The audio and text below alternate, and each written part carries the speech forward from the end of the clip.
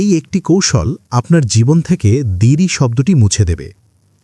আপনি কি প্রায় গুরুত্বপূর্ণ মিটিং, পরীক্ষা বা কোনো অনুষ্ঠানে পৌঁছাতে দেরি করেন? আপনার বন্ধু বা কাছের মানুষেরা কি আপনাকে মজা করে লেট লতিফ বলে ডাকে? যদি উত্তরটা হ্যাঁ হয়, তাহলে আজকের এই ভিডিওটা আপনারই জন্য। কারণ আজ আমি আপনাদের এমন একটা পাওয়ারফুল কিন্তু সিম্পল টেকনিক বলবো, যা ঠিকমতো কাজে লাগালে আপনার জীবন থেকে দেরি শব্দটা চিরকালের জন্য মুছে যেতে পারে।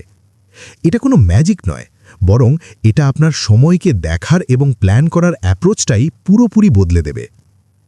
সমস্যাটা আসলে কোথায়? আমরা কেন দেরি করি? আমরা অনেকেই ভাবি যে দেরি করাটা হয়তো শুধু একটা খারাপ অভ্যেস, কিন্তু সত্যি বলতে এর পেছনে গভীর মনস্তাত্ত্বিক কারণও আছে। সবচেয়ে বড় একটা কারণ হলো অতিরিক্ত আত্মবিশ্বাস বা ওভার কনফিডেন্স। কোনো একটা কাজ করতে ঠিক কতটা সময় লাগবে তা আমরা প্রায় ভুল হিসেব করে ফেলি। যেমন আমরা ভাবি, বাসা থেকে অফিস যেতে তো 30 মিনিটই লাগবে, কিন্তু রাস্তায় যে হঠাৎ করে জ্যাম লেগে যেতে পারে সেই বাড়তি সময়টা আমরা হিসেবেই ধরি না। আমাদের ব্রেন বেশিরভাগ সময়ই অতীতের সবচেয়ে ভালো অভিজ্ঞতাটাই মনে রাখে, খারাপ বা অপ্রত্যাশিত ঘটনাগুলো বেমালুম ভুলে যায়। আরেকটা বড় কারণ হলো মাল্টিটাস্কিং, অর্থাৎ একসাথে অনেকগুলো কাজ করার চেষ্টা করা। সকালে ঘুম থেকে উঠে যখন আমরা এক হাতে ফোনের নোটিফিকেশন চেক করি আর অন্যদিকে ভাবি নাস্তায় কি খাবো, তখন আমাদের মনোযোগটা ছড়িয়ে ছিটিয়ে যায়। ফলে কোনো কাজই ঠিক সময় শেষ হয় না এবং একটা কাজের দেরির এফেক্ট অন্যটার উপর পড়তে থাকে। এই ছোট ছোট দেরিগুলো জমতে জমতেই একটা বড় দেরিতে পরিণত হয়। এর ফলে শুধু যে আমাদের সময় নষ্ট হয় তা নয়, অন্যের কাছে আমাদের বিশ্বাসযোগ্যতাও কমে যায়। একবার ভাবুন তো, আপনি হয়তো নিজের কাজে খুবই দক্ষ, কিন্তু শুধু সময় মতো না পৌঁছানোর কারণে মানুষ আপনাকে গুরুত্বই দিচ্ছে না। এই একটা সমস্যা আপনার ব্যক্তিগত আর পেশাগত জীবনে কতটা ক্ষতি করছে? সেকশন 2, সেই একটি কৌশল, উল্টো গণনা বা ব্যাকওয়ার্ডস প্ল্যানিং। তাহলে এই চক্র ভাঙার উপায় কি? সেই বিশেষ কৌশল যার কথা আমি বলতে যাচ্ছি তার নাম হল ব্যাকওয়ার্ডস প্ল্যানিং বা উল্টো গণনা। নামটা একটু অন্যরকম শোনালেও এর রেজাল্ট কিন্তু অবিশ্বাস্য। এই কৌশলের মূল আইডিয়াটা খুব সহজ। আপনি শুরু থেকে শেষ পর্যন্ত প্ল্যান করবেন না, বরং শেষ থেকে শুরুর দিকে পরিকল্পনা করবেন। আসুন একটা বাস্তব উদাহরণ দিয়ে ব্যাপারটা বোঝা যাক। ধরুন, আপনাকে কাল সকাল 9টায় অফিসে একটা জরুরি প্রেজেন্টেশন দিতে হবে। সাধারণত আমরা ভাবি সকাল 7টায় উঠব, তারপর রেডি হয়ে বেরিয়ে যাব। কিন্তু ব্যাকওয়ার্ডস প্ল্যানিংয়ে আমরা ঠিক এর উল্টোটা ভাবব। লক্ষ্য, সকাল 9টায় অফিসে থাকা। ধাপ 1, অফিস পৌঁছাতে কত সময় লাগে? ধরুন 30 মিনিট। তার মানে আপনাকে বাসা থেকে সকাল 8:30টায় বেরোতেই হবে। ধাপ 2, রাস্তায় অপ্রত্যাশিত জ্যাম বা অন্য কোনো সমস্যার জন্য কতটা বাড়তি সময় লাগতে পারে? চলুন এর জন্য অন্তত 15 মিনিট বাফার টাইম বা অতিরিক্ত সময় হাতে রাখি।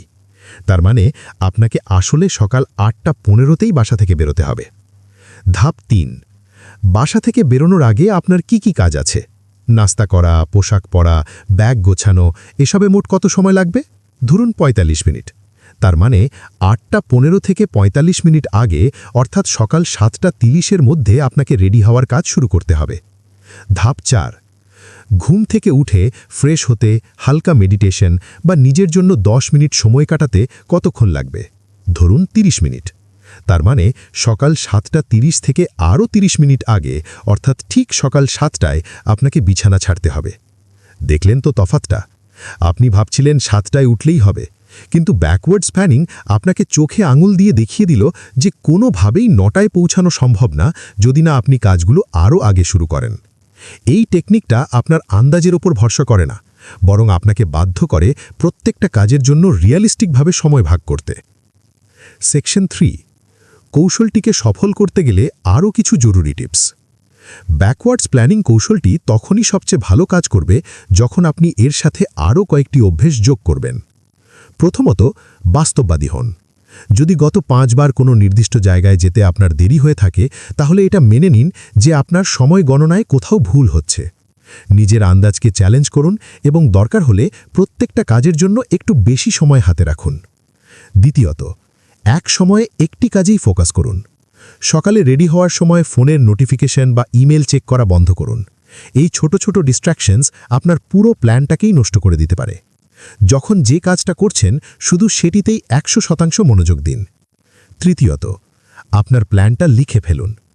রাতে ঘুমোতে যাওয়ার আগে পরের দিনের জন্য আপনার ব্যাকওয়ার্ডস প্ল্যান একটা ডায়েরিতে বা ফোনের নোটে লিখে ফেলুন। প্ল্যানটা যখন চোখের সামনে লেখা থাকে তখন সেটাকে ফলো করা অনেক বেশি সহজ হয়ে যায়। আপনারা লেট হওয়া আটকাতে কোন ট্রিক্স ব্যবহার করেন? কমেন্টে নিজেদের অভিজ্ঞতা শেয়ার করুন আমাদের সঙ্গে। যদি মনে হয় ভিডিওটি আপনার জীবনে একটুও পরিবর্তন আনতে পারে তাহলে একটা লাইক দিন, বন্ধুদের সাথে শেয়ার করুন, আর এই ধরনের আরও ভিডিওর জন্য চ্যানেলটি সাবস্ক্রাইব করতে ভুলবেন না। শেষ কথা, দেরি করা কোনো পার্মানেন্ট স্বভাব নয়, এটা শুধুই যে একটা অভ্যেস যা চাইলেই বদলানো যায়। ব্যাকওয়ার্ডস প্ল্যানিং শুধু একটা টাইম ম্যানেজমেন্ট টেকনিক নয়, এটা আপনার চিন্তাভাবনার একটা পরিবর্তন। এই কৌশল আপনাকে সময়ের প্রতি আরও শ্রদ্ধাশীল এবং নিজের কাজের প্রতি আরও দায়িত্বশীল করে তুলবে। আজ রাত থেকেই আপনার পরের দিনের জন্য এই কৌশলটা কাজে লাগান এবং দেখুন কিভাবে আপনার জীবন থেকে দেরি শব্দটা ধীরে ধীরে হারিয়ে যায়। মনে রাখবেন, আপনার সময় আপনার জীবনের সবচেয়ে মূল্যবান সম্পদ।